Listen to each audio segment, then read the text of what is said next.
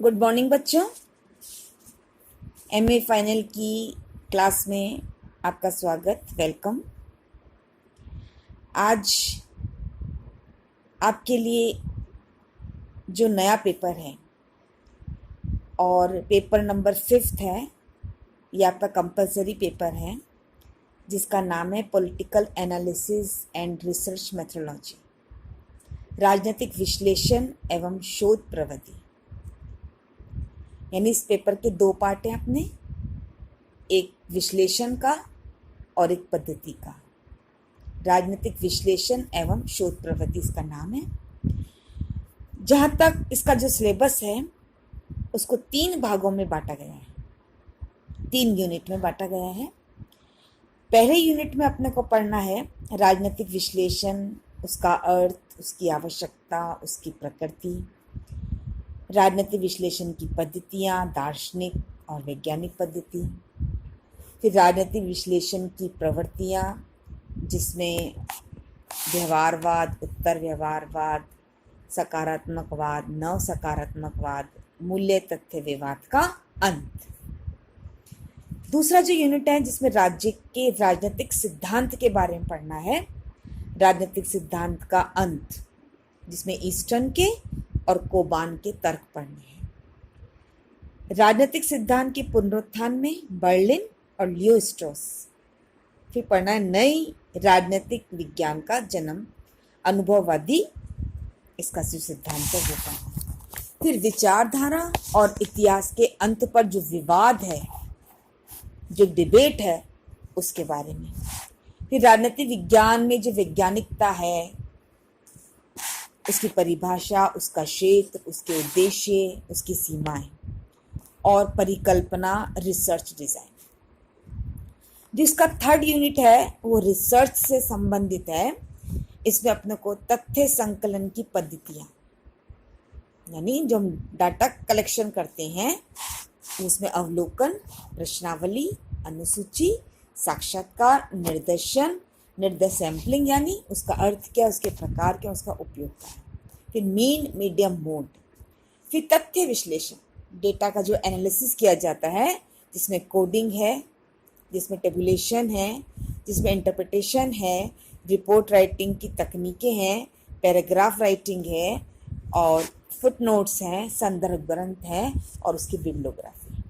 तो ये आपका 5th पेपर का पूरा कंप्लीट सिलेबस है, जिसमें आप बुक्स जो देखेंगे BM जैन की देख लीजिए, doctor RN Trivedi, SL Verma, CB गैना, SP वर्मा, रिसर्च मेथोडोलॉजी के नाम से और मॉडर्न पॉलिटिकल थ्योरी के नाम से, आधुनिक राजनीतिक सिद्धांत के नाम से। और समय समय पर अपन इसको और देखते रहेंगे। तो आज अपन इस पेपर की शुरुआत करते हैं राजनीतिक विश्लेषण से, पॉलिटिकल एनालिसिस से। अब इस पॉलिटिकल एनालिसिस से पहले ये जानना आवश्यक है कि व्हाट इज एनालिसिस, विश्लेषण क्या है। ये अपन सब जानते हैं कि विश्लेषण विधि में किसी वस्तु या समस्या को सबसे पहले छोटे छोटे भागों में बांटना, किसी चीज को तोड़ना, मरोड़ना और उसकी सच्चाई तक पहुंचना। जैसे हम रोज आजकल टीवी में देखते हैं, जो विभिन्न चैनल्स में दिखाए जाते हैं, नाम आता है राजनीतिक विश्लेषक। यानी यदि कोई राजनीतिक व्यवस्था की जो घटना है, जो समस्या है, उन पर जो विश्लेषक हैं अपने अपने तर्कों के माध्यम से अपना पक्ष मजबूती के साथ प्रस्तुत करते हैं और फिर एंड में जो व्यक्ति है जो इन सबको देख रहा है, समझ रहा है, वो उसका निष्कर्ष निकालने का प्रयास करता है। यानी जो जटिल चीज है उसको सरलता के साथ प्रस्तुत किया जाता है, बारीकी से अध्ययन किया जाता है।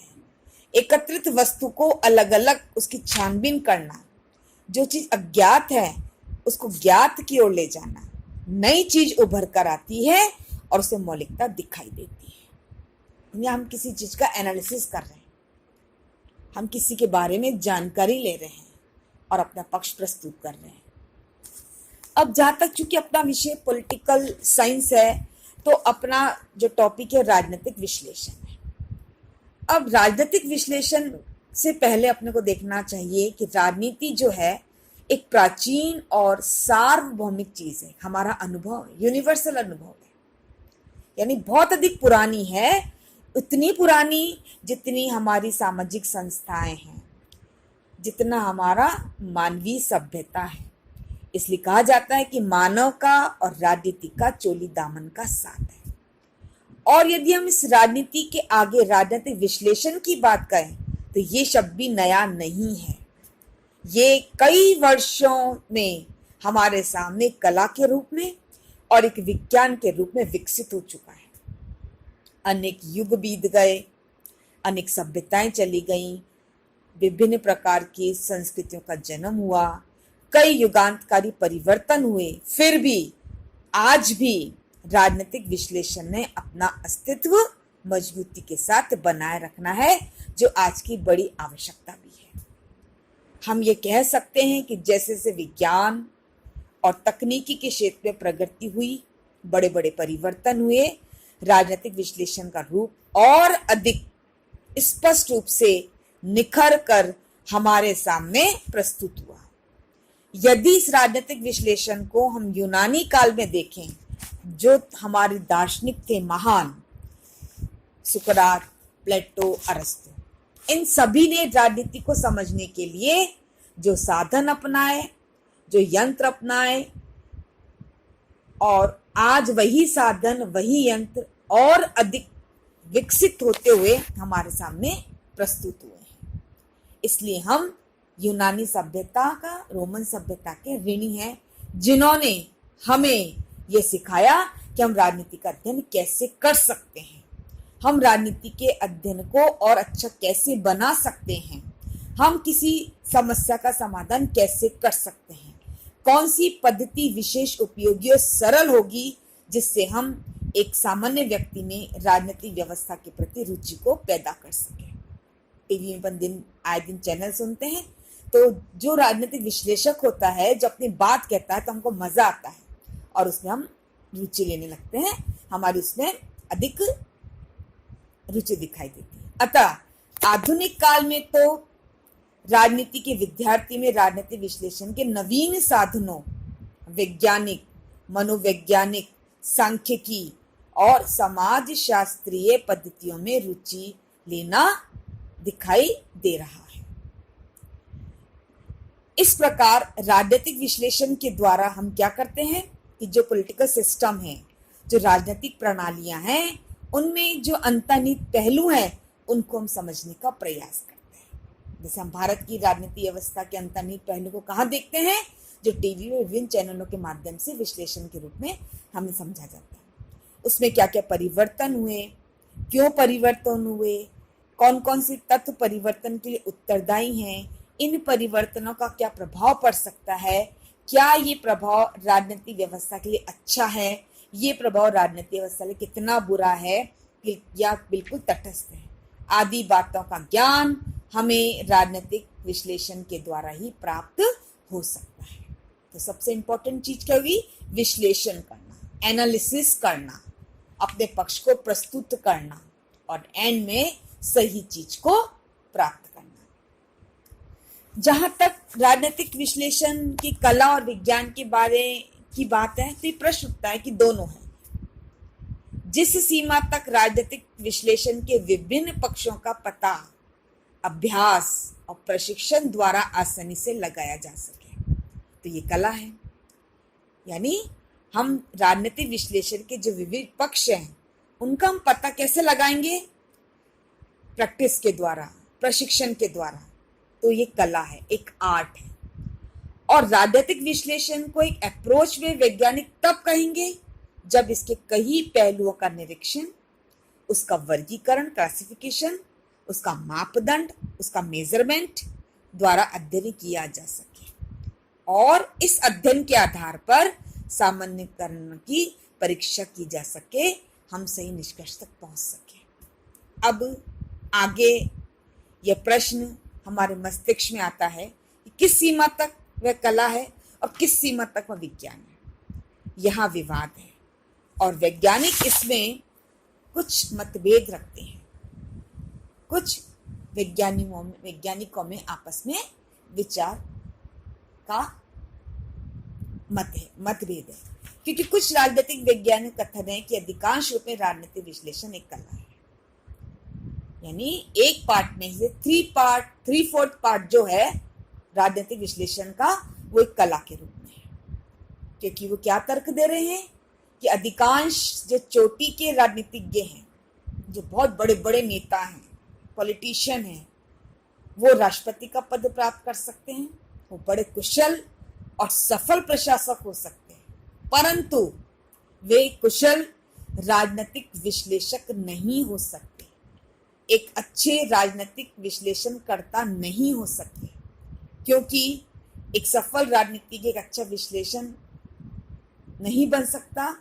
विश्लेषणकर्ता में राजनीतिक पहलुओं के विश्लेषण करने का विशेष चातुर्य होता है, कुछ विशेष स्किल्स होती हैं जो अभ्यास के द्वारा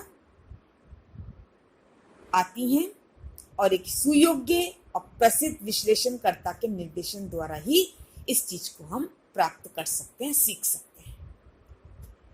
अर्थात क्या अर्थ हुआ कि एक बड़ा नेता राष्ट्रपति बन सकता है, एक कुशल प्रशासक बनता है, लेकिन वह क्या नहीं बन सकता, एक कुशल विश्लेषक नहीं बन सकता, क्योंकि उसको उस बात को कहने की कला नहीं है, अपने तर्कों को ठोस के साथ, अपने पक्षों को ठोस सबूतों के साथ प्रस्तुत करने की कला नहीं है। एक निम्न कोटि का राजनीतिज्ञ क्या बन सकता है, एक सही राजनीतिक विश्लेषक बन सकता है।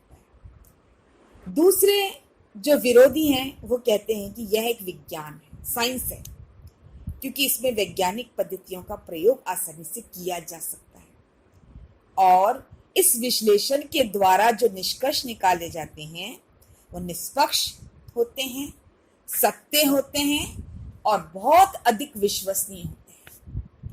जब निष्पक्षता की बात आ रही है, सत्य की बात आ रही है, विश्वसनीयता की बात आ रही है, तो निश्चित रूप से उनकी दृष्टि में राजनीतिक विश्लेषण एक विज्ञान है, एक साइंस है। साइंस में जो भी प्रयोग किए जाते हैं वो बिल्कुल सही होते हैं, इसलिए उन्होंने ये तर्क दिया। प्रत्येक बुद्धिजीवी अपने तार्किक दलीलों द्वारा अपने पक्ष को मजबूत करने की कोशिश करता है। हम तो केवल राजनीतिक विश्लेषण के बारे में क्या कह सकते हैं कि जो समाज का पढ़ा लिखा वर्ग है, जो बुद्धिजीवी वर्ग है, अपनी तार्किक दलीलों द्वारा अपने पक्ष को मजबूत करने की कोशिश करता है और तब उसे अपना पक्ष ही मजबूत नजर आता है और वह दूसरे के तर्क को सुनने के लिए तैयार नहीं होता है। परंतु हम निष्कर्ष रूप में क्या कह सकते हैं कि राजनीतिक विश्लेषण एक विज्ञान भी है और एक कला भी है। आज राजनीतिक विश्लेषण समय की बहुत बड़ी आवश्यकता है। अब जहां तक परंपरावादी राजनीतिक विश्लेषण का प्रश्न है, आधुनिक राजनीतिक विश्लेषण का प्रश्न है, तो हम इस चीज को कह सकते हैं कि विश्लेषण का जो ये स्वरूप है प्राचीन काल का, तब हमारा विषय राजनीति शास्त्र कहा जाता था और आज हमारे विषय को हम कहते हैं आधुनिक राजनीतिक विश्लेषण, आधुनिक राजनीतिक सिद्धांत, मॉडर्न पॉलिटिकल थ्योरी। प्राचीन यूनान में प्लेटो और अरस्तु ने राजनीतिक अध्ययन को संगठित किया। अरस्तु की पुस्तक पॉलिटिक्स राजनीतिक अध्ययन में महत्वपूर्ण स्थान रखती है और यदि हम 20वीं शताब्दी के पहले भाग में देखें तो व्यवहारवादी क्रांति के आने के बाद हमारे विषय राजनीति विज्ञान में बहुत बड़ा परिवर्तन आया। इस बड़े परिवर्तन ने हमारे सामने हमारे विषय की मान्यताओं को, हमारे विषय के अध्ययन को आगे बढ़ाने का प्रयास किया और आज हमारा विषय आधुनिक राजनीतिक विश्लेषण, समकालीन राजनीतिक विश्लेषण भी कहा जाता है, जिसकी व्याख्या राजनीति के अनुभववादी विज्ञान या राजनीति के व्यवहारवादी वैज्ञानिक सिद्धांत के रूप में भी की जा सकती है। और यदि हम इस विषय को और अधिक आगे बढ़ाने का प्रयास करें तो हमारे सामने हमारे विषय की परंपरावादी राजनीतिक विश्लेषण, जिसकी शुरुआत प्लेटो करता है, अरस्तु करता है, और आधुनिक राजनीतिक विश्लेषण जिसका प्रारंभिक व्यवहारवाद है। 1945 के बाद, द्वितीय महायुद्ध की समाप्ति के बाद हमारे विषय में बहुत बड़ा परिवर्तन आया।